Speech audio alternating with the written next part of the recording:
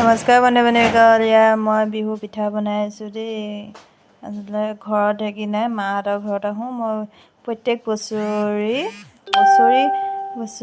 মাৰ ঘৰতে আহোঁ, এনেকৈ পিঠা খুন্দি পুৰি কৰি লৈ যাওঁ। সেইদিনাখনো পিঠা খুন্দিছিলোঁ, সেয়া গোলাঘাট বাই শাহুৰ ঘৰলৈ দি পঠিয়ালোঁ। জগ 2জগ আৰু পলিথিন 1 পলিথিন দি পঠিয়াইছিলোঁ। এয়া আজি আকৌ ঘৰলৈ আৰু মাহঁতৰ ঘৰলৈ বনাই আছোঁ। এয়া দেখিছেনে, বেটি খেলি আছে, তাইক কিবাকিবি কৰি আইতাকে জোকাই আছে। আইঅ' বা 1টা বাজিব হ'ল আৰু। কেমেৰামেনজন মা দেই, মায়ে কেমেৰা ধৰি আছে। আচলতে ভিডিঅ' বনা বুলি ক'লে সেইটোৱে দিগদাৰ, কেমেৰামেন নাপাওঁ লেখত।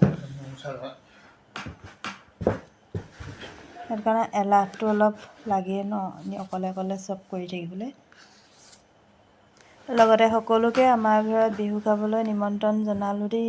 নিমন্ত্ৰণটো দিলোঁ, আচলতে মোৰ কথা কোৱা কোনো ধম নাই দেই, যি টি কৈ পাওঁ। কিছুমান মানুহে হাঁহে, মুখৰ পৰা কিবা এটা ক'ব লওঁতে কিবা এটা ওলাই যায়। এয়া বনাই হ'লগৈ দেখিছেনে, 230-40টামান হৈছিল।